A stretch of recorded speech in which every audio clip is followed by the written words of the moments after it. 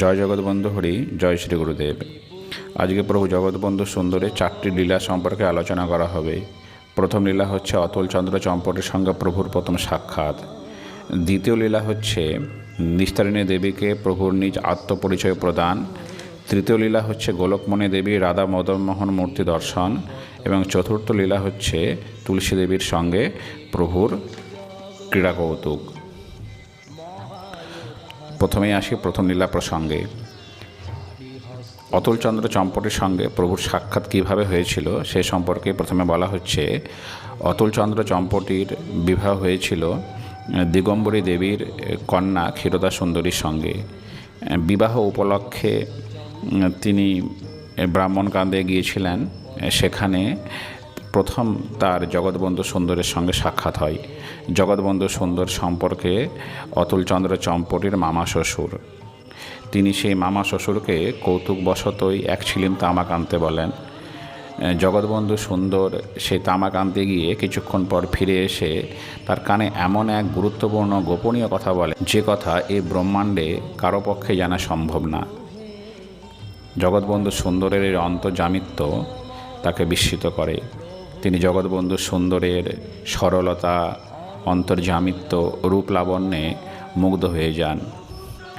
বাড়িতে ফিরে এসেও তিনি জগৎবন্ধু সুন্দরের কথা ভাবতে থাকেন। এরপর প্রভুর উপনয়ন সংস্কার হয়। উপনয়ন সংস্কারের সময় নিস্তারিণী দেবীও এসেছিলেন। নিস্তারিণী দেবী প্রভুর বাল্য খেলার সঙ্গিনী। নিস্তারিণী দেবীকে প্রভু নিচু বলে ডাকতেন। নিস্তারিণী দেবীকে একদিন প্রভু ডাকছিলেন কোনো এক কারণে, তো নিস্তারিণী দেবী তখন ডাক শুনেও আসেননি। শেষে তিনি বিরক্ত হয়ে বললেন, তুই কে? তুই ডাকলেই আমাকে যেতে হবে? তখন প্রভু অতর্কিতে বলে দেন যে তিনি শ্রী গৌরাঙ্গ। তিনি বলেন, আমি সেই গৌরাঙ্গ। তখন দেবী বলেন যে আমি তো বিশ্বাস করি না। তখন প্রভু বলেন, তুই পরে জানবি। এবার গোলকমণি দেবীর রাধা মদনমোহন মূর্তি দর্শন সম্পর্কে বলছি। দুই দাদা গোপালচন্দ্র ও তারিণীচরণের বিবাহ উপলক্ষে গোলকমণি দেবীও নিজ স্বামীর সঙ্গে ব্রাহ্মণকান্দে এসেছিলেন। তো সেখানে তারা এক গ্রামস্থ কোনো এক বাড়িতে নেমন্তন্ন পান। সেখানে বন্ধু সুন্দরকে নিয়ে যান, কিন্তু ফেরার সময় অনেক রাত্রি হয়ে যায়। রাস্তা অন্ধকার। জগৎ তাদেরকে পথ দেখিয়ে আনছিলেন, কিন্তু একসময় জগৎ অন্তর্হিত হয়ে যান। তখন তারা দেখেন একটি বৃক্ষমূল, চারিদিক আলোকিত এবং রাধা মদনমোহন মূর্তি দাঁড়িয়ে আছে। কিছুক্ষণের মধ্যে মূর্তি অন্তর্হিত হয়ে যায়, আলো নিভে যায়।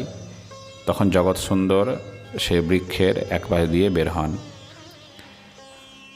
তাদের এই দৃশ্য দর্শন যে স্বপ্ন না ধাঁধা, না জগৎবন্ধু সুন্দরের কোনো কৌতুক, না করুণাময়ের কোনো অযাচিত করুণার খেলা, তারা তা বুঝতে পারেন না।